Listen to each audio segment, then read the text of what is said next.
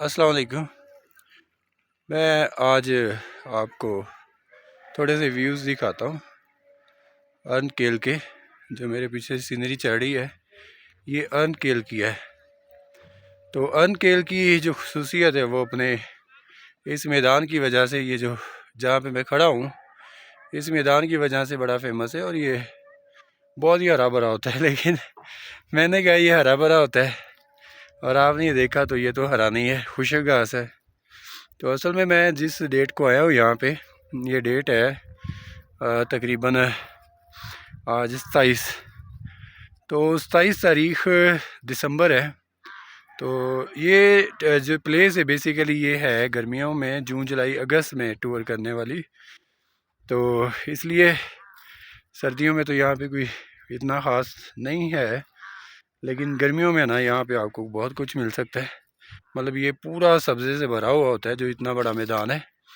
तो इसलिए आप मेरे ख्याल में जब भी आएँ तो कोशिश करें अपनी गर्मियों में विज़िट करें, जून जुलाई अगस्त में। और अगर आपको बर्फ़बारी ही देखनी है तो आप पंजाब से हैं तो बर्फ़बारी देखना चाहते हैं तो उससे इससे बेहतर और बहुत सी जगहें हैं तो जहाँ पे सहूलियात भी हैं। फॉर एग्ज़ाम्पल आप मरी नहीं जाना चाहते तो ना जाए, लेकिन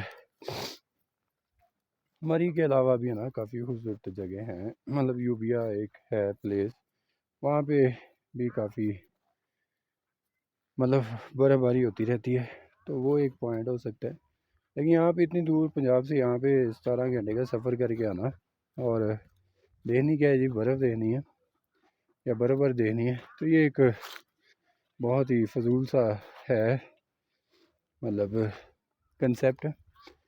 तो यहाँ पे बेसिकली जून जुलाई अगस्त में आना चाहिए।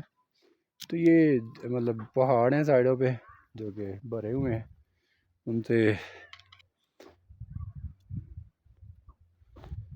बर्फ़ से ढके हुए हैं।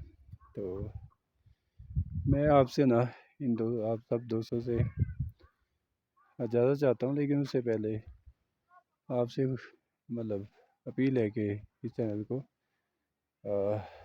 सब्सक्राइब करें और शेयर करें। और ये मतलब शुक्रिया।